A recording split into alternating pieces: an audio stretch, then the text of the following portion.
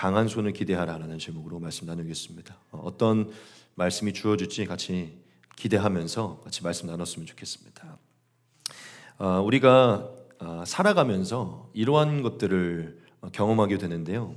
그게 무엇이냐면 특별히 이제 신앙을 갖고서 삶을 살아가면 이런 것들을 경험을 하게 되는데 그게 뭐냐면 이거예요. 뭐냐면 하나님의 말씀에 순종을 했더니 상황이 더 악화되는 경우입니다. 그러니까 하나님이 하라는 대로 했는데 상황이 더 안 좋아지게 되는 경우예요. 여러분 모두 다 아마 지금 제가 말한 부분을 공감할 것이고 이런 것들을 경험을 했을 겁니다. 하나님이 하라는 대로 하셨고 하나님의 말씀에 순종해서 상황이 더 좋아질 줄 알았는데 상황이 더 안 좋아지게 되는 그런 경험입니다. 사실 이 부분은 정말 우리 모든 그리스도인들이 늘 평생에 고민을 해야 되는 부분인데 그게 뭐냐면 뭐가 진짜 하나님의 말씀인지 우리 사실 잘 모르잖아요. 그냥 내 안에 확 들어온 감동이 하나님의 음성인지 그렇다고 뭐 정말 목사님의 말씀 그대로를 맹목적으로 순종하는 게 또 하나님의 말씀인지 가장 중요한 건 그냥 성경을 보다가 순종하는 건데 사실 근데 우리는 성경도 되게 우리 멋대로 해석을 하잖아요. 그렇죠?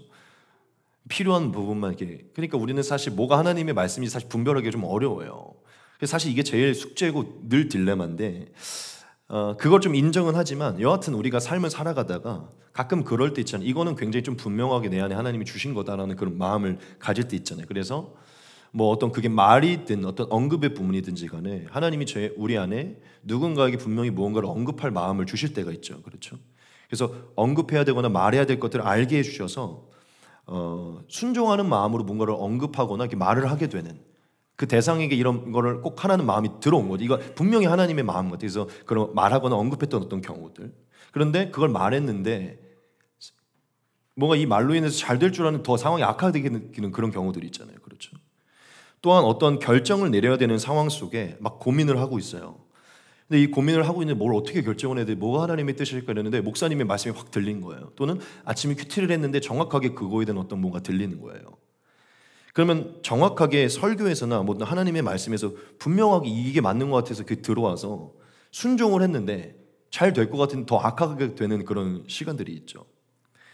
그리고 세상 속에서 어떤 행동을 취해야 될 때 우리 그리스도인들은 막 로마서 12장 1, 2절 말씀 외우면서 하나님이 기뻐하시고 온전하시고 선하신 뜻을 막 분별해서 선택하기 원하잖아요. 그래서 하나님이 기뻐하시는 행동을 통해서 성령께서 마음에 주시는 그 찔림을 통해서 거룩한 감동대로 뭔가를 선택하고 싶어 하죠. 그래서 뭐 직장 생활의 어떤 부분이든 사회 생활의 어떤 부분이든지 간에 하나님의 방법을 고수하면서 그거를 선택하려고자 하잖아요. 그게 뭐 술자리의 부분이든 뭐든지 간에. 그래서 하나님이 원하시는 거룩한 감동이 주어진 대로 기뻐하는 걸 고수해서 그걸 선택을 했는데 상황이 더 좋아지기는커녕 막 악화되게 되는 그런 경우들 그렇죠. 그리고 어떤 일을 진행할 때 하나님이 말씀하신 방법대로 이걸 진행을 했는데 그 일이 잘 되기는커녕 일이 되게 더 잘 안 되게 되는 그런 경우가 있을 때가 있잖아요. 아마 여러분 모두가 그런 경험들이 다 있을 겁니다. 하나님이 순종하라고 주신 대로 그 하라는 대로 했는데 관계가 더 악화되거나 재정이 더 악화되거나 직장에서 잘리게 되거나 혹은 직장을 이제 그만두라는 사인을 주셔서 그만뒀는데 이후에 직장이 구해지지 않거나 하나님이 만나라고 해서 어떤 대상을 만났더니 처음엔 좋은 줄 알았더니 그 대상이 나를 너무 힘들게 하는 사람이거나 하나님이 하라는 대로 해서 일이 더 수월되게 될 줄 알았는데 일이 더 힘들어지고 더 고난스러워지고 악화되게 되는 그런 경우들이 아마 있을 것입니다. 우리는 살면서 이런 순간들을 아마 경험했을 거예요. 근데 우리가 이런 순간들을 경험하게 되면 우리에게 이러한 모습이 나타나요. 어떠한 모습이 나타날 것 같으십니까? 우리에게는 이러한 시간들을 경험하면 이러한 모습들이 나타납니다. 그게 뭐냐면 하나님께서 분명하게 주셨는데 그 분명하게 주셨다고 생각한 거에 대한 의구심을 갖게 되는 거죠. 하나님이 하라는 대로 말씀하셔서 순종했는데 그 말씀하셨다는 거에 대한 의구심이 좀 들어와요. 그리고 더 나아가 악화가 되니까 하나님을 원망을 하게 되죠. 그리고 더 나아가 하나님이 분명히 명하셔서 그 일들을 순종해서 그 상황이 생겼는데 그게 이제 이해가 잘 안 되니까 이제 회피하거나 도망가거나 포기하려는 그런 마음을 갖게 됩니다. 보통 우리가 하나님이 하라는 대로 해서 잘 될 줄 알고 들어갔는데 더 악화가 되면요 도망가고 회피하려고 해요. 의구심을 갖게 되고 원망을 하면서 이제 회피를 하게 됩니다. 그러니까 조금 제가 연계를 좀 해볼게요. 이렇게 되는 거죠. 분명히 하나님이 마음을 주셔서 난 이렇게 말했고 이렇게 행동했는데 왜 상황이 이렇게 됐지? 내게 주신 마음이 하나님의 마음이 아니었나? 내가 너무 인간적인 생각과 감정을 하나님의 마음으로 착각했나? 이런 생각이 들죠. 그러다가 이게 상황이 안 좋아지니까요. 내가 착각했나 보다. 내가 내 의견을 하나님의 의견처럼 얘기했나 보다. 막 이런 생각을 갖죠. 그래서 결국에 하나님의 뜻이 아니었나 보다. 이렇게 생각을 하게 되는 거죠. 의구심을 갖는 것이죠. 혹은 나는 하나님이 분명히 말씀한 대로 순종했고 하라는 대로 했는데 하나님 이게 뭐예요? 이 결과가 뭐예요? 이 상황이 뭐예요? 나는 지금 하나님이 하라는 대로 했는데 이 결과를 이해할 수 없고 납득할 수 없어요. 받아들일 수 없어요. 하나님 어떻게든 해보세요. 이런 원망의 태도가 나올 수도 있죠. 그리고 이게 제일 우리에게 잘 많이 있는 건데 이런 마음이 들 때 있어요. 분명히 하나님께 순종해서 이렇게 했는데 이 막히는 거 보니까 이거 하나님의 뜻이 아닌가 보다. 이 형통해야 되는 상황이 이렇게까지 안 좋아지는 거 보니까 이렇게까지 막으시는 거 보니까 여기서 그냥 관둬야겠다라는 마음을 갖죠. 즉 무슨 얘기죠? 그냥 회피하는 거죠. 상황이 내 생각대로 안 되니까. 그리고 이렇게 빠지죠. 분명히 하나님이 하라는 대로 해서 이렇게 했는데 지금 이 상황은 내가 전혀 예상하지 못했던 결과. 이건 내가 바라던 게 아니야. 나는 지금 이거를 감당할 수 없어. 그리고 감당하고 싶지도 않아. 내가 왜 굳이 이런 상황을 겪어야 되지? 난 그냥 도망가야겠다. 이런 생각을 이제 갖게 되기도 하죠. 제가 지금 잘 연기를 했는지 모르겠지만 아마 하나님이 하라는 대로 해서 순종했는데 상황이 악화되면 지금 제가 말한 여러 가지 모습들이 조금 있을 것이에요. 하나님이 명했고 그 명한 것에 순종했기 때문에 무엇이든지 형통할 거라고 생각을 했지만 예상과 다르게 도리어 더욱 악화되는 그런 순간을 맞이하게 되면 우리가 지금 제가 말한 더 많은 게 있을 수 있지만 이런 대표적인 모습들이 우리에게 나타납니다. 좀 동감되시나요? 네, 좀 공감되시죠? 아마 우리 모두가 좀 그런 시간들을 겪었을 거예요. 그럼 여러분들에게 한번 좀 물어보고 싶어요. 여러분, 하나님이 하라는 대로 했고 말씀에 순종해서 뭔가를 했는데 형통하기는커녕 더 악해지는 상황에 놓이게 될 때, 더 악해져서 그냥 의구심도 들고 원망도 들고 그냥 다 내려놓고 싶은 어떤 이런 마음이 들 때 우리가 어떻게 반응을 해야 될까요? 뭔가 상황이 악화되는 순간을 볼 때 어떻게 반응을 해야 될까요? 제가 지금 여러분들에게 말했던 연기했던 그런 상황 중에 하나를 반응하면서 그냥 그렇게 반응을 해야 될까요? 제가 오늘 말씀을 보면서 하나님이 이러한 상황 속에 놓인 우리에게 취해야 되는 태도가 무엇인지에 대한 명확한 답을 주고 있다는 것을 말씀을 보면서 느꼈어요.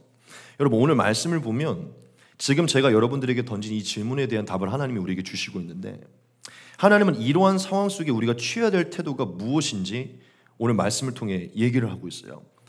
하나님께 순종했는데 상황이 더 악하게 되었을 때 우리가 취해야 될 태도가 무엇인지 말하고 있어요. 여러분, 그게 무엇인 것 같으십니까? 제가 오늘 말씀 제목에 오늘 제가 전하고자 하는 핵심을 이미 여러분들에게 말씀을 드렸는데 하나님이 하나님께 순종했을 때 상황이 더 악화되는 상황을 맞이하는 우리에게 하나님 우리가 무엇을 취해야 되는지 그 태도를 말하고 있는데요. 그 태도가 무엇이냐면 하나님의 강한 손을 기대하라는 것입니다. 이후에 나타날 하나님의 강한 손을 기대하라는 것입니다. 그게 오늘 하나님이 말씀 본문을 통해 이런 상황 속에 놓인 우리에게 말하고 있는 것이에요. 다시 한번 말씀드릴게요. 하나님께 순종했지만 상황이 악화돼서 의구심이 들고 원망하고 회피하고 싶은 시간 속에 그런 상황 속에 놓인 우리에게 하나님 오늘 본문으로 어떤 태도를 취해야 되냐고 말하냐면 반드시 나타난 하나님의 강한 손을 기대하라는 것입니다. 이게 이러한 상황 속에 놓인 우리가 취해야 될 한 가지의 태도라고 하나님이 말씀하고 있어요. 우리가 좀 오늘 본문을 같이 살필 것인데요. 여러분, 우리가 오늘 본문을 깊게 살펴보면 오늘 본문은 진짜 중요한 한 가지가 나타나 있는데 그게 뭐냐면 우리 그리스도인들이 놓치고 있는 우리 그리스도인들이 신앙생활에서 놓치고 있는 굉장히 중요한 하나의 어떠한 그 사실을 오늘 본문이 말을 해주고 있어요. 오늘 말씀 본문에서 우리 그리스도인들이 놓치고 있는 하나의 상황을 말해주고 있다는 어떤 그 사실을 그게 뭐냐면요. 되게 중요한데 하나님이 명하셔서 무언가를 행했을 때 상황이 더 악화될 수 있다는 것입니다. 그게 오늘 본문이 저와 여러분들에게 말하고 있는 하나의 사실이에요. 우리 그리스도인들이 많이 놓치고 있는 하나님이 명하셔서 무언가를 행했을 때 상황이 더 악화될 수도 있다는 것입니다. 즉 하나님께 순종했을 때 내 생각과 다르게 상황이 더 악화될 수도 있다는 것이에요. 오늘 본문을 우리가 같이 좀 한번 살피도록 하겠습니다.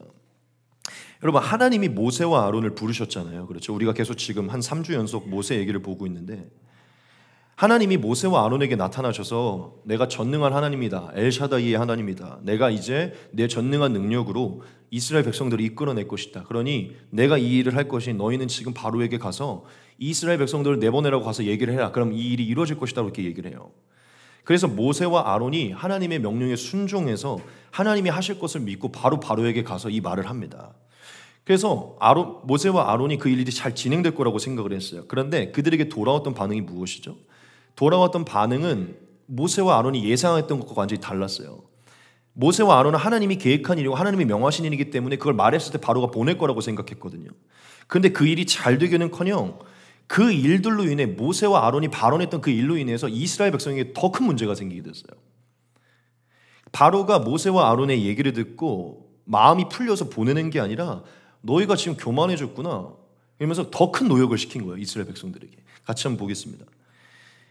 이건 말씀을 좀 스킵하게 이미 모세와 아론이 말한 것이에요. 그 이후에 애굽 왕이 그들에게 이르되 모세와 아론아 너희가 어찌하여 백성의 노역을 쉬게 하려느냐, 가서 너희의 노역이나 하라. 바로가 또 이르되 이제 이 땅에 백성이 많아졌거늘 너희가 그들로 노역을 쉬게 하는도다 하고, 바로가 그날의 백성의 감독들과 기록원들에게 명령하여 이르되 너희는 백성에게 다시는 벽돌에 쓸 짚을 전과 같이 주지 말고 그들이 가서 스스로 짚을 줍게 하라. 또 그들이 전에 만든 벽돌 수요대로 그들에게 만들게 하고 감하지 말라. 그들이 게으름으로 소리질러 이르기를 우리가 가서 우리 하나님께 제사를 드리자 하나니 그 사람들의 노동을 무겁게 함으로 수고롭게 하여 그들로 거짓말을 듣지 않게 하라 라고 얘기해요. 이해가 되시죠? 이스라엘 백성들을 내보낸 게 아니라 바로가 이스라엘 백성들의 노역을 더 막중하게 한 거예요. 그래서 이스라엘 백성들이요, 그러니까 마치 이러는 거죠. 예전에는 땅을 팔 때 삽을 주셔서 삽을 통해서 하라고 했는데 갑자기 삽을 뺏고 손으로서 이 모래를 옮기라고 하는 것과 같은 거예요.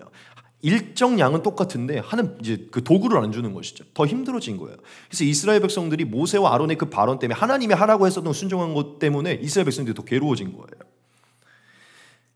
그래서 이 이스라엘 백성들이 지금 너무 힘드니까 모세와 아론이 이 바로의 궁 앞에 서 있는 것을 보고 집에 돌아오다가 불러갖고 원망을 해요. 야, 너네가 지금 이 얘기해갖고 상황이 이렇게 됐잖아 하면서 원망을 합니다. 같이 한번 보겠습니다. 기록하는 일을 맡은 이스라엘 자손들이 너희가 매일 만드는 벽돌을 조금도 감하지 못하리라 함을 듣고 화가 몸에 미친 줄 알고 그들이 바로를 떠나 나올 때 모세와 아론이 길에 서 있는 것을 보고 그들에게 이르되 너희가 우리를 바로의 눈과 그의 신하의 눈에 미운 것이 되게 하고 그들의 손에 칼을 주어 우리를 죽이게 하는도다. 여호와는 너희를 살피시고 판단하시기를 원하노라. 이렇게 말했습니다. 즉 모세와 아론들을 원망한 것이죠. 이스라엘 백성들이 모세와 아론을 지금 원망하는 거예요. 그래서 모세가 하나님이 하라고 해서 내가 이 얘기를 했고 잘 될 줄 알았는데 지금 바로도 내 얘기를 무시하고 이 얘기 때문에 이스라엘 백성들의 상황이 더 악화가 된 거예요. 그래서 모세가 너무 당황해서 바로 뭘 하게 하냐면 바로 하나님께 가서 원망을 합니다. 하나님이 하라고 해서 했는데 왜 상황이 더 이렇게 됩니까? 왜 그리고 나를 원망하게 만듭니까? 왜 나한테 불똥이 튀게 만듭니까? 이렇게 얘기를 해요. 같이 한번 보겠습니다. 모세가 여호와께 돌아와서 아뢰되 주여 어찌하여 이 백성이 학대를 당하게 하셨나이까? 어찌하여 나를 보내셨나이까? 내가 바로에게 들어가서 주의 이름으로 말한 후부터 그가 이 백성을 더 학대하며 주께서도 주의 백성을 구원하지 아니하시나이다.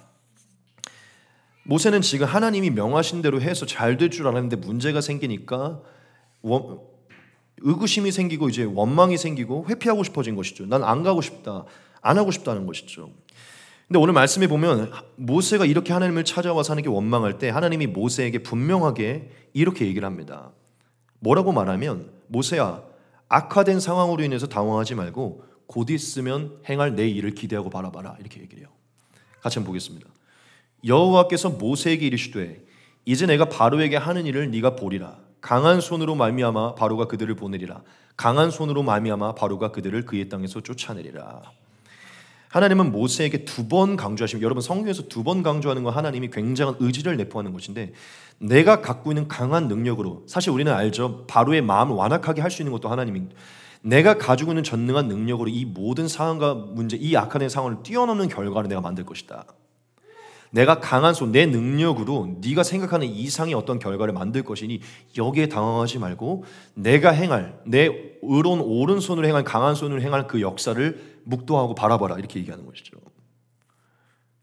즉 하나님은 모세에게 내가 가지고 있는 강한 능력으로 어떠한 역사를 이제 행할 것이고, 너가 내가 명한 일에 순종해서 상황이 악화된 것 같지만 그 모든 이후의 일에 대해 내가 책임질 것이니 너는 이 상황을 바라보지 말고 이후에 행할 하나님의 손을 바라보라는 것이죠.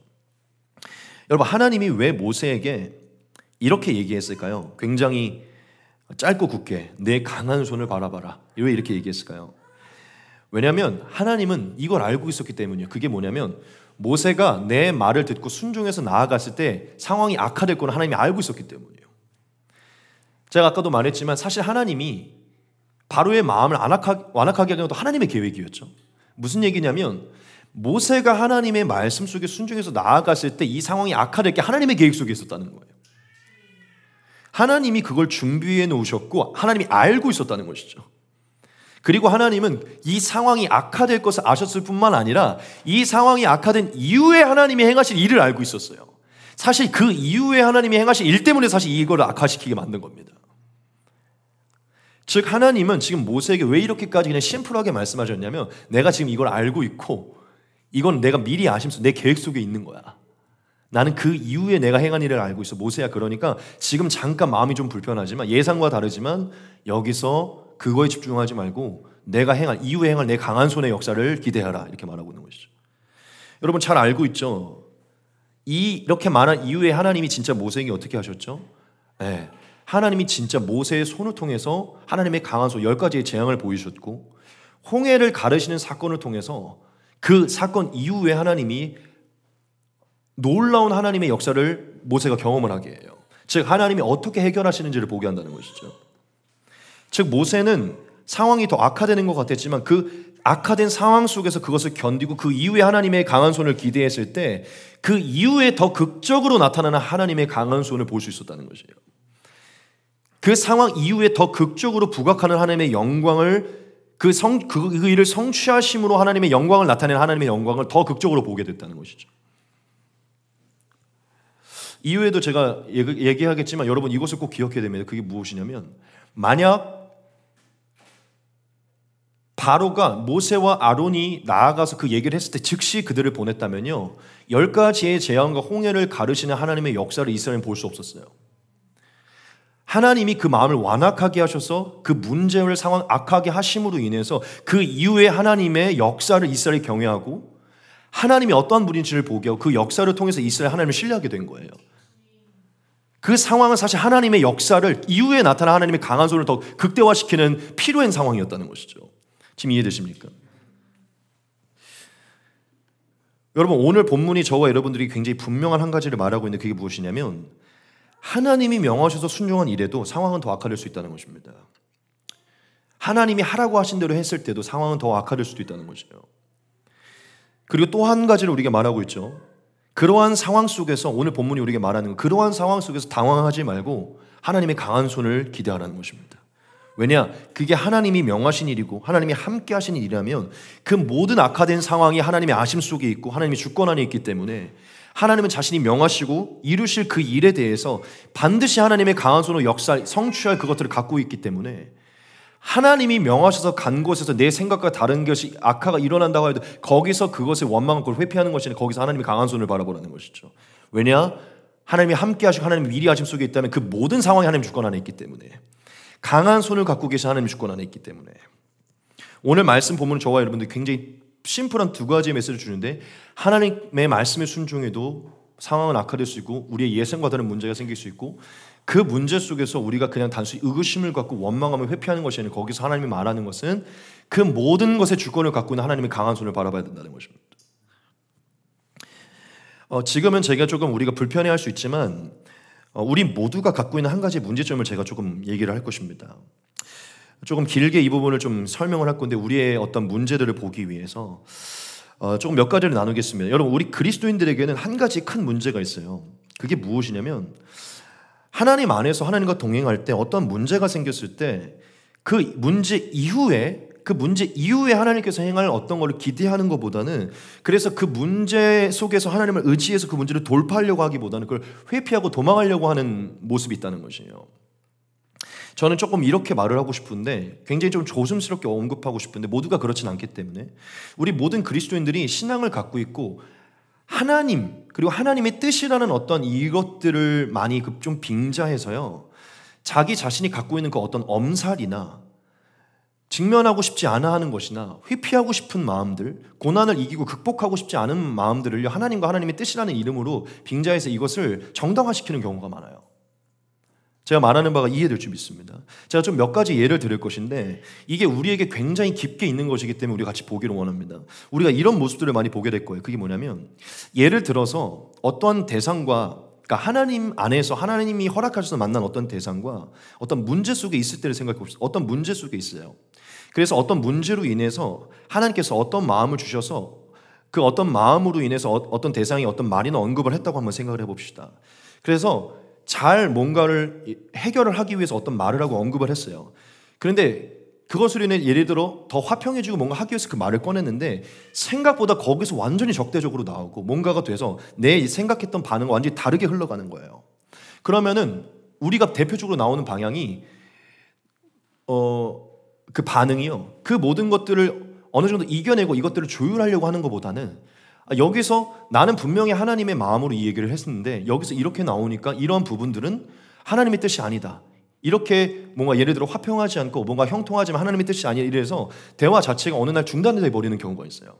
즉 우리가 그 약간의 갈등이 일어나고 불편한 이 상황들 그냥 회피해 버리고 싶은 것이죠. 나는 하나님의 마음대로 이것을 했는데 내가 생각한 하나님의 방법대로 대화가 흘러가지 않으니까 이제 회피하고 싶은 것이죠.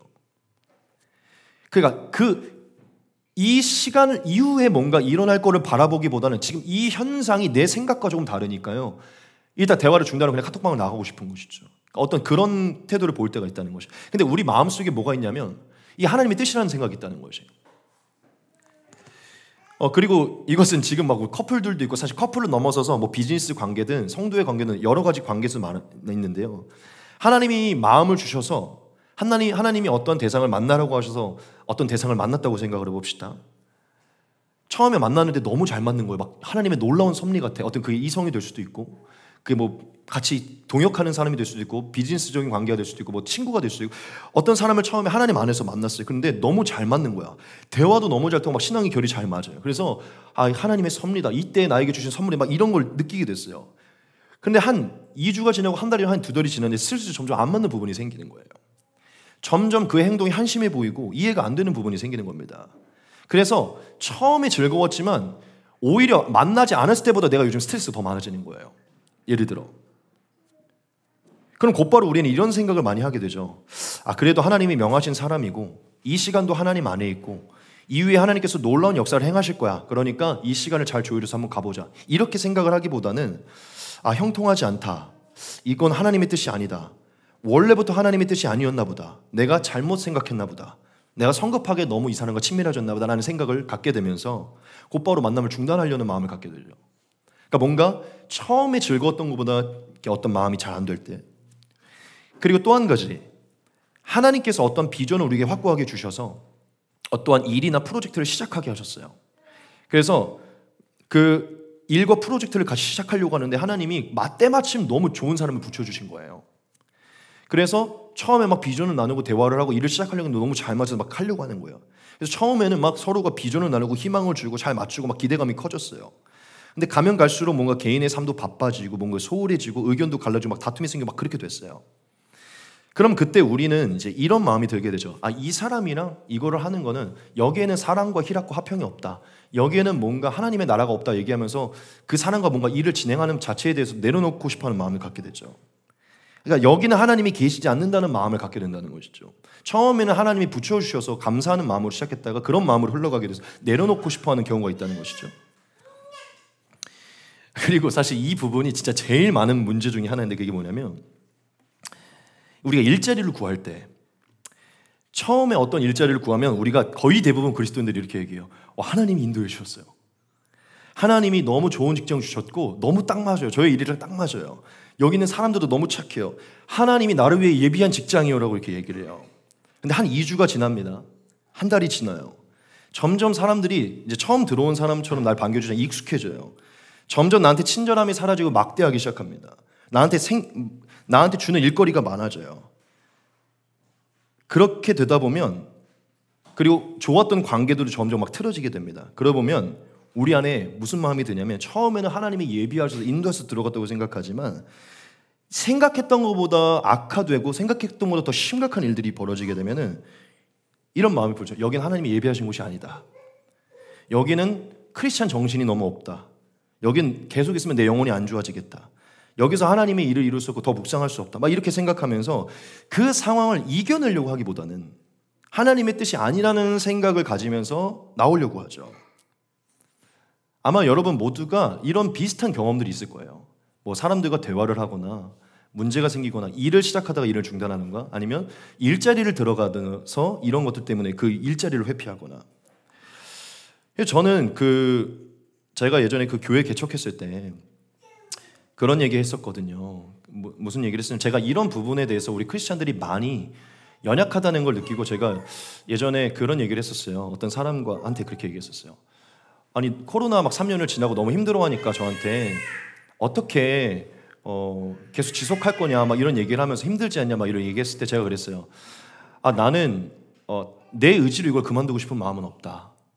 그러니까 내 어떤 상황이나 어떤 이런 것 때문에 이걸 그만두고 싶은 마음은 없다. 그러니까 하나님이 정말 사인을 주셔서 날 여기서 옮기지 않는 이상 단순히 성도가 없다고, 내가 뭐가 힘들다고 이거 그만두고 싶은 마음은 없다. 왜 제가 그때 그렇게 대답을 했냐면, 나는 처음에 이 교회를 개척할 때 1년 동안 기도를 했고 하나님이 분명한 사인을 주셨고 하나님이 인도해 주셨다고 해서 난 이걸 개척을 했다. 그러니까 하나님이 인도해 주셔서 난 들어왔기 때문에 하나님이 허락하지 않으면 나가고 싶지는 않다. 그러니까 하나님으로부터 시작된 걸 인간으로 끊고 싶지 않다라고 제가 얘기를 했어요.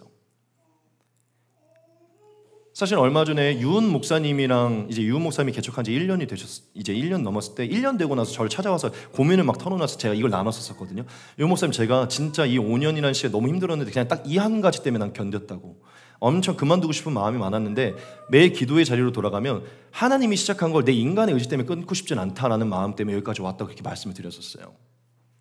그러니까 제가 무슨 얘기냐면, 저는 그런 마음을 갖고 있어서, 사실은 저희가 예전에 이런 얘기를 많이 했었어요. 처음에 하나님의 뜻이라고 해서 직장을 들어갔는데 조금 힘드니까 곧바로 여기 아닌가 보다 나오는 사람들이 많은데, 제가 그랬어요. 야, 그럼 처음부터 그냥 하나님의 뜻으로 말을 하지 말지. 그러니까 우리가 굉장히 하나님의 뜻이라는 어떤 것으로 인해서 자신의 엄살과 회피하고 싶은 것들을 정당화시킬 때가 많다는 것이에요. 그러니까 제가 볼 때는 세상 사람들보다 크리스찬들이 이 신앙이라는 가면을 통해서 이 부분을 극복하는 것을 더 안 하려고 하는 부분이 좀 있는 것 같아요. 그러니까 사실은 예수님이 보여준 상황은 조금 더 다른 부분인 것이죠. 제가 더 설명하지 않아도 여러분들이 지금 우리가 갖고 있는 어떤 그 부분을 알 거라고 믿습니다. 우리 모든 그리스도인들이 가장 많이 갖고 있는, 아주 깊은 곳에 좀 고질적으로 갖고 있는 이 문제는요, 어떠한 상황을 내가 그려놓고 그 그려놓은 상황이 펼쳐지지 않으면 하나님의 뜻이 아니라고 생각하는 경우가 많다는 거예요. 내가 그려놓은 대로 잘 되지 않으면 하나님이 함께하지 않고 허락한 게 아니라는 생각을 가져요. 처음에는 아니었는데 그렇게 갖는다는 것이죠. 그래서 회피하고 도망가려고 한다는 것이죠.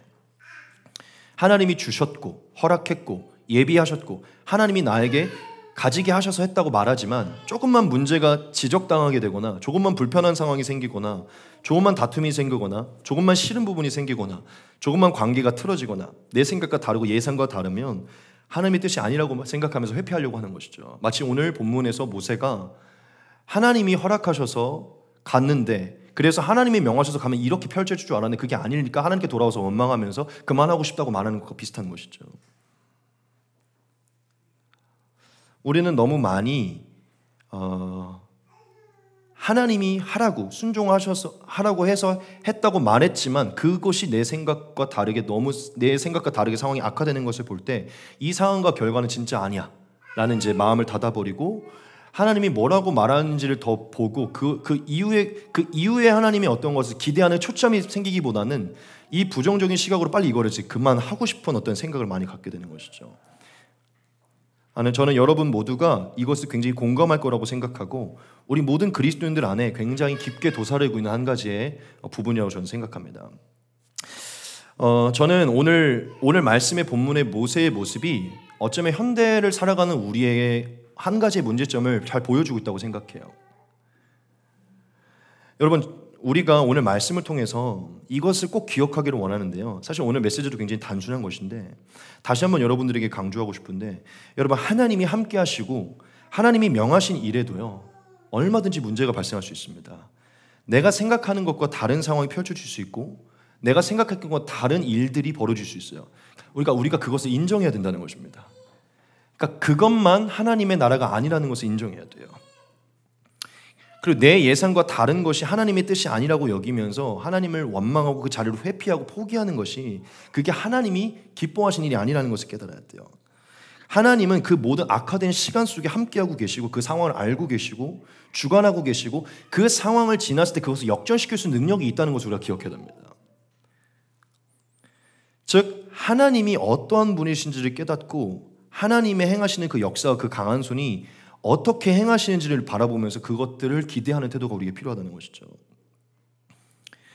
즉 저는 지금 우리가 오늘 말씀을 통해서 지금 저와 여러분 모두가 처한 상황 속에 지금 우리에게 하나님이 말씀하고 있는 게 뭐냐면, 하나님이 함께 하시고 하나님이 명하신 일에 우리가 순종해서 나아갈 때 일어나는 악한 상황 속에 우리가 집중하기보다는 그 하나님이 함께 하시는 이 일을, 그 악한 상황이 지났을 때 그 이후에 하나님께서 행하실 그 강한 손을 바로 거기에 초점을 맞추는 게 지금 우리에게 필요하다고 저는 믿습니다. 즉 이후에 하나님이 행하실 것들을 바라보는 게 지금 저와 여러분들에게 필요한 것이고, 하나님이 오늘 모세에게 말씀을 통해 지금 저와 여러분들에게 요청하고 있는 것이라는 것이죠. 우리가 한 가지만 더 좀 그 질문을 던질 것인데요. 하나님은 왜 자신이 허락한 그 일에 우리를 문제 가운데 두시는 걸까요? 하나님이 허락한 일 그 안에서도 왜 우리 안에 문제 가운데 주는 걸까요? 첫 번째는 이게 가장 좀 근본적인 이유인데, 그게 뭐냐면 사실 하나님이 우리를 문제 가운데 준다기보다는 문제가 없는 것이 없기 때문이죠. 사실 우리 모두가 다 죄인이기 때문이에요. 즉 교회 안에도 문제가 있고 세상 어디에도 문제가 있기 때문입니다. 즉 여러분, 이 세상 그 어디에도 문제가 없는 곳은 없어요. 즉 우리가 앞으로 평생을 살면서 모든 것이 다 내 예상과 예성처럼 흘러갈 수 있는 곳이 한 군데도 없다는 것이죠. 여러분들에게 한번 묻고 싶은데, 하나님이 명하시고 함께 하셔서 뭔가를 행해서 들어가셔서 예를 들어 그것을 옮겨요. 그래서 하는데 상황이 악화돼서 여기서 거기서 옮겨요. 그래서 옮겼을 때 모든 게 다 만족스러웠었나요? 그리고 지금 여러분들이 뭔가 더 나은 것들을 찾아서 갔는데 거기서는 문제점이 없는 걸 본 적이 있으신가요? 그러니까 무슨 얘기냐면 하나님이 명하셔서 나가는 모든 곳은 언제나 문제가 있다는 것이에요. 즉 우리의 예상과 생각을 다 맞춰줄 수 있는 공간이 지금 이 세상에 존재하잖아요. 아마 우리가 이제 천국에 가게 되면 거기서는 그것들이 일어날 수는 있으나, 지금 우리가 거기에 가기 전까지는 모든 부분에서 우리의 예상과 반대되어서 힘들게 하는 부분, 즉 하나님 안에 있고 하나님이 명하신, 그게 뭐지, 배우자이시든 그게 가정이든 일이든 뭐든 제가 어떤 부분에서든지 그 문제가 일어난다는 것이죠. 즉 여러분, 이것을 우리가 좀 기억해야 되는데, 왜 하나님이 명하신 일들 가운데서도 우리를 문제 가운데 두시느냐, 그거는 사실 뭐 하나님이 두었다기보다는요, 그게 원래 하나님의 나라이기 때문이에요. 하나님의 나라. 즉 하나님의 나라는 문제가 없는 곳이 하나님의 나라가 아니라 문제가 있는 것을 어떻게 하나님의 방법으로 풀어가는지가 하나님의 나라이기 때문이에요. 여러분, 그러니까 문제를 안 만드는 분이 하나님이 아니라 그 문제 속에서 그 문제를 어떻게 해결하는가를 만드는 게 하나님의 나라라는 것이죠. 그래서 우리가 하나님에 대한, 또 하나님의 나라에 대한 개념을 바꾸어야 되는데요. 여러분, 하나님이 계신 곳에도 문제가 있고, 하나님은 그 이후의 해결책도 알고 있고, 하나님은 그 이후의 역사를 바라보고 있습니다. 그 이후에 행할 그 손을 알고 있다는 것이죠. 그 문제를 어떻게 덮고 어떻게 해결하고 어떻게 이겨내야 되는지, 그 강한 손으로 그것을 어떻게 만들어갈지 하나님이 알고 있다는 것이죠. 여러분, 우리가 하나님의 나라를 생각할 때 모든 게 내 생각과 예상과 맞는 것을 하나님의 나라로 생각하는 것을 버리셔야 돼요. 그것 때문에 우리가 여긴 하나님의 나라가 아니고 하나님의 뜻에 안 맞아서 여기는 피해야 된다는 생각을 갖게 되거든요. 여러분, 이 세상은 죄가 여전히 존재하고 죄가 있어 그 죄를 하나님의 방법으로 해결해서 하나님이 행하시는 그 강한 손에 이걸 만들어가는 것이 하나님이 원하시는 하나님의 나라이기 때문에, 하나님은 우리를 더 성장시키고 하나님을 경험시키기 위해서 하나님이 명하시고 함께 하신 그 일들 속에서도 문제를 허용하시는 것이죠. 그 두 번째 이유인데요, 이 부분은 사실 오늘 본문에서 제일 중요한 부분이에요.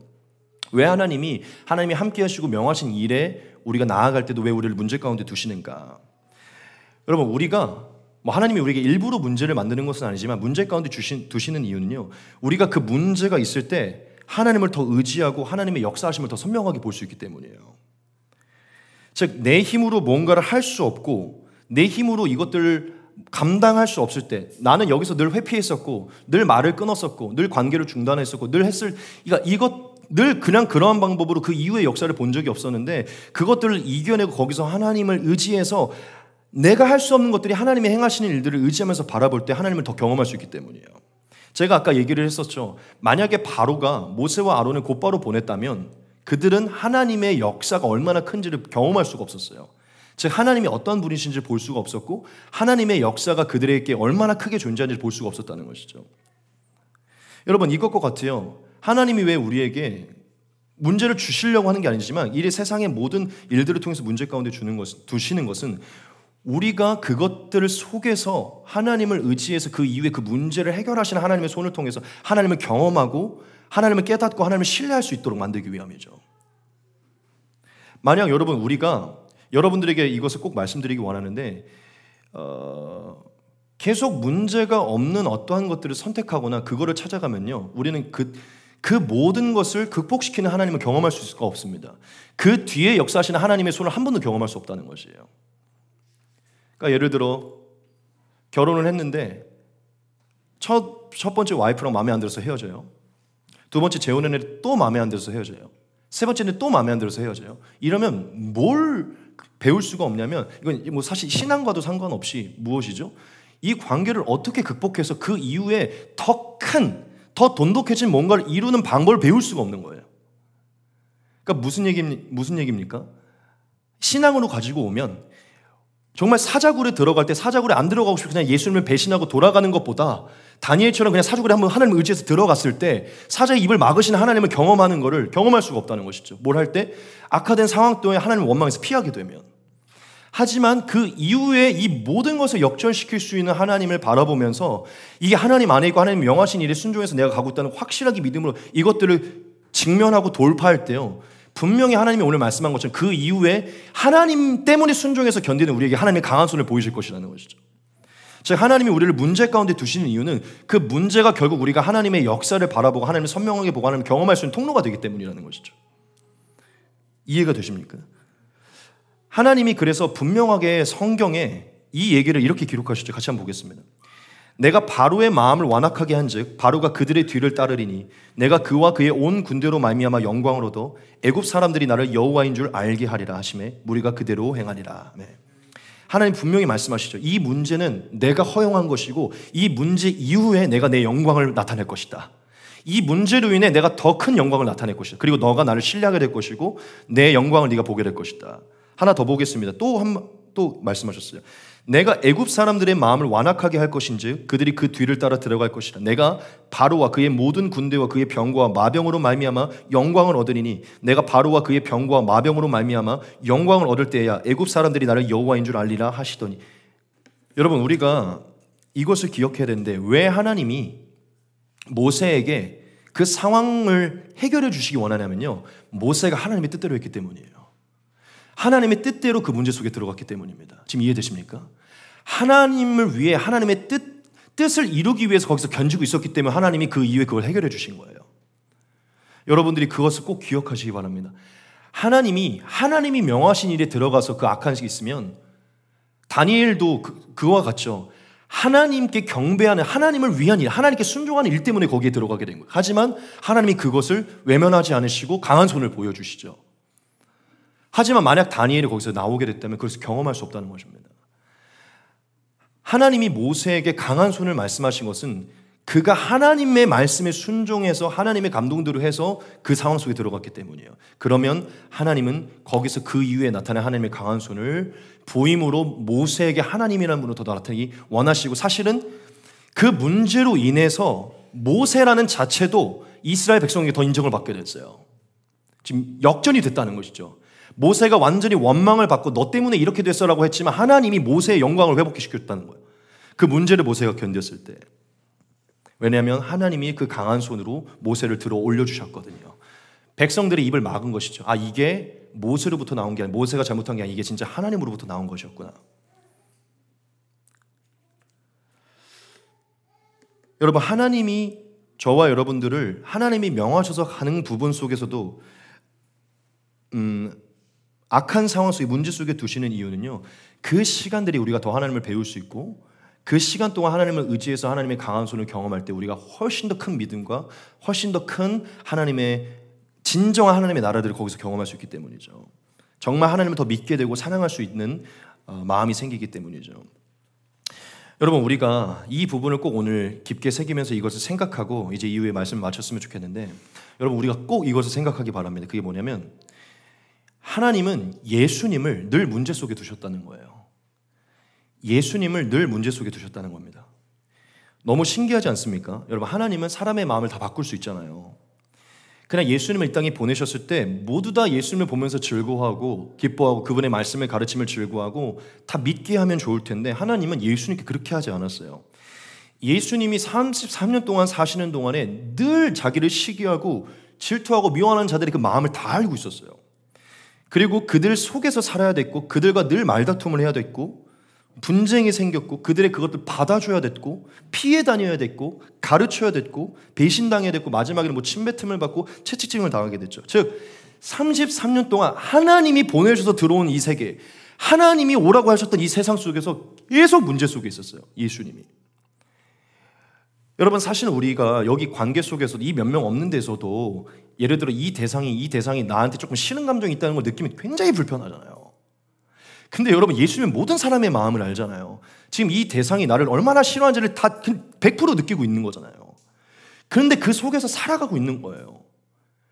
하나님이 보내신 그곳에, 그 문제 속에서 그 악화된, 예수님이 이렇게 기도할 수 있어요. 하나님, 내가 복음을 전하고 다 받아들일 수 있도록 하기 왔는데 왜 나를 이렇게 배신하는 겁니까? 왜 나를 이렇게 싫어하는 겁니까? 거기서 예수님은 계속 하나님을 의지하고 하나님이 행하실 일들을 기대하고 있었던 것이죠. 그 순간 속에. 사실 가장 하이라이트가 무엇이죠? 예수님이 가장 최악의 악화된 상황이 무엇입니까? 하나님 때문에 왔는데 죽으신 것이죠. 죽은 거예요. 죽음에 앞두게 된 거예요. 하나님이 행하신 일이면 그 로마 군인들이 그랬죠. 네가 하나님의 아들이면 거기서 내려와 봐라. 하나님의 아들이면 문제가 안 생겨야지. 내려와 봐라. 이렇게 얘기하죠. 불편한 게 없어요. 다 편해야지. 그냥 만왕의 왕으로 있어야지. 근데 예수님은 하나님이 보내셨고 하나님 안에 있었는데도 문제가 생긴 것이죠. 그런데 거기서 예수님이 왜 그 문제를 회피하지 않고 그 문제를 직면했으니까, 왜 돌파했습니까? 이후에 강한 손으로 부활의 역사가 일어나기 때문이죠. 이후에 그 문제 속에서 하나님이 뜻 안에서 견뎠을 때 하나님의 강한 손으로 부활하게 되어서 예수님을 욕했던 모든 이들이 예수님 앞에 무릎을 꿇고 예수님의 모든 이름 위에 뛰어난 이름을 얻게 된 것이에요. 지금 이해되십니까? 예수님이 하나님이 보내셨는데도 악화된 그 상황을 견뎠기 때문에 하나님의 강한 손의 역사가 예수님께 경험이 됐다는 것이죠. 이후에 행하신 하나님의 홍해를 가르치는 역사가 예수님에게 나타났다는 거예요. 여러분, 예수님은 33년 동안 늘 예상과 다른 문제 속에 있었지만 거기서 계속 끝까지 하나님이 역전시킬 것을 내다보고 계셨고 그 문제를 회피하지 않았어요. 결국 하나님이 예수님을 변호하셔서 그 문제를 해결하시고 예수님의 가장 치욕적인 죽음의 사건까지도 하나님이 강한 손으로 부활시키셔서 누구도 뭐라고 할 수 없을 만큼 하나님이 보내셨던 자고 하나님이 함께 하셨던 자고 하나님께서 행하신 일을 나타내셔서 이후에 가장 큰 영광을 지금 얻게 만드신 것이죠. 즉 예수님께는 그 죽음이라는 문제가 반드시 주어졌었어야 됐다는 것이죠. 그 죽음이라는 문제를 예수님이 견디고 그 꺾여서 하나님의 손으로 행하시는 역사를 보게 됐을 때야 예수님은 그리스도라는 확실한 영광을 얻게 된 것이에요.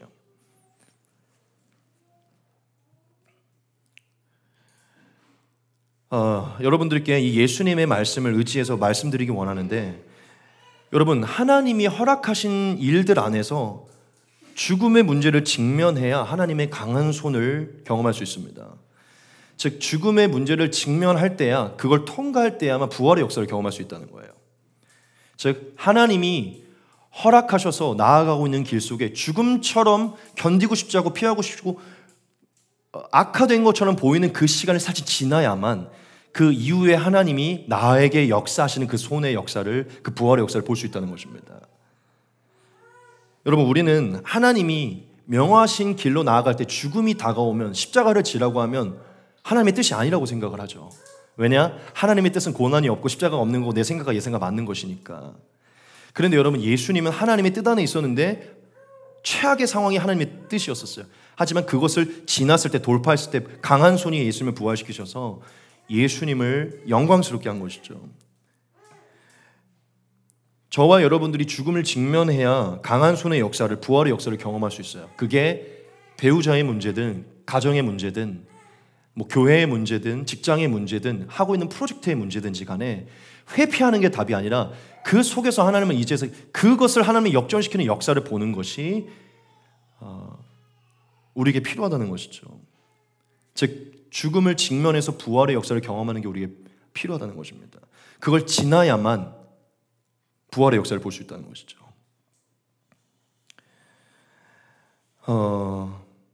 저는 오늘 여러분들에게 모세의 사건과 예수님의 모습을 통해서 분명하게 말씀을 드리고 싶은 것은, 저와 여러분들이 하나님과 함께하고 하나님과 동행하고 하나님이 명하신 일들을 나아갈 때 내 생각 완전히 다르고 완전히 불편하고 피해야 되고 회피하고 싶은 어떤 불편한 상황들이 분명히 찾아온다는 것이에요. 그런데 그때 하나님이 우리에게 말씀하는 게 무엇이냐면, 거기에 집중하지 말고 너가 내 말씀에 순종해서 그 안에 들어있다면 그 이후에 내가 행할 강한 손을 바라보라, 그 이후에 내가 일으킬 부활을 바라보라는 게 하나님의 메시지라는 것이에요. 저는 이렇게 말하지 않았어요. 여러분들이 죄지어서 악한 상황에 놓였을 때 하나님의 강한 손을 바라보라고 얘기한 게, 뭐 그때도 하나님 행할 수 있지만 베드로전서에 분명히 얘기하죠. 베드로가 하나님 때문에 고난을 참으면 아름다운 것이나 죄가 있어 매를 맞으면 그게 무슨 아름다운 것이냐, 그렇죠? 제가 말하고자 하는 건 이거예요. 하나님이 명하셨는데 여러분들의 상황이 악화될 때 있잖아요. 분명히 있으시잖아요. 지금 그게 지속될 수 있고. 근데 여러분, 그때는 그걸 원망할 때가 아니라 하나님께 순종했기 때문에 그 이후에, 그 악한 상황 이후에 더 극적으로 나타난 하나님의 강한 손, 그 부활의 역사를 바라볼 때입니다. 할렐루야. 이제 말씀을 정리하도록 하겠습니다. 여러분들이 하나님과 동행하며 하나님의 뜻이라고 생각해서 뭔가를 행했고 순종했던 모든 것들에 문제가 나타날 때가 있으시죠. 그리고 지금이 그거 지속될 수도 있고요. 내 생각과 예상과 달리 더 악화되는 부분이 있을 수 있죠. 여러분, 그때 꼭 기억하시기 바랍니다. 그 모든 순간 하나님이 함께하고 계시고 하나님은 그 이후의 결과를 이미 알고 있고 내다보고 계신다는 거예요. 그리고 우리가 지금 최악이라고 생각하는 그게 정말 가장 최악은 죽음의 시간이라고 할지라도 우리가 그 하나님 때문에 그것을 순종한다면요, 하나님은 반드시 강한 손을 부활시킬 수 있는 능력이 있으십니다. 여러분, 죽음도 우리가 죽음의 문제도 직면해서 돌파해서 나아갈 때 하나님이 우리를 부활시킬 수 있다면, 지금 우리가 하나님께 순종해서 나아가서 주어진 그 문제는 하나님이 훨씬 더 수월하게 해결할 수 있으시겠죠. 믿으십니까? 여러분, 하나님의 영광을 한 번만 기대해 보자는 것이죠. 곧바로 그것들을 원망하고 회피하고 의구심을 갖는 것보다 그 이후에 하나님 계획이 있으시겠지, 하나님이 행할 일들이 있으시겠지, 이 완악함 이후에 홍해를 가르시는 잔치의 역사가 있겠지, 이 완악함 이후에 놀라운 하나님의 만드시는 완성의 역사, 가나안이 있겠지, 이걸 바라보자는 것이죠. 그렇다면 우리가 이것들을 조금씩 훈련해 나가면 삶의 모든 순간에서 이런 순간들이 올 때 견디고 하나님을 바라보는 시간들이 훨씬 더 많이 훈련이 될 거예요. 여러분, 다 공감할 거라고 믿습니다. 우리 많은 그리스도인들이 굉장히 엄살이 많다는 것이죠. 굉장히 많이 그것들을 하나님 안에서 해결하고 직면하려고 하기보다는 많이 내려놓고 회피하려는 경향이 많이 있다는 것이에요. 근데 그게 왜 더 그러냐면, 우리가 하나님의 뜻 안에는 형통하지 못하면 없을 거라고 생각하는 부분이 많기 때문이죠. 하나님의 뜻, 하나님의 나라 안에는 문제가 없을 거라는 생각이 많기 때문이죠. 여러분, 하지만 하나님은 하나님의 모든 역사를 위해서 문제를 만드실 수도 있고 허용하실 수도 있고 그 안에서 또 우리를 성장시킬 수도 있고 그것을 통해 하나님의 역사를 또 드러내시고 그 모든 문제 이후에 우리를 더 하나 되게 하실 수도 있습니다. 믿으십니까? 죽음도 부활의 문제로 바꾸신 그 하나님을 기억하시면서 지금 저와 여러분들이 어떠한 문제와 하나님 안에서 어떠한 악한 생활을 마주하고 있든 거기서 오늘 하나님께서 모세에게 말씀하신, 그래서 그것을 통해 우리에게 말씀하신 이 하나님의 강한 손을 한번 기대해 보면서 이 시간을 좀 지났으면 좋겠습니다. 그래서 여러분들이 하나님의 강한 손을 붙드셔서 하나님의 기적과 역사들을 경험하시고 자랑하는 저와 여러분 되시길 소망합니다. 우리 마지막 이 말씀 다시 한번 보고 말씀 마치겠습니다.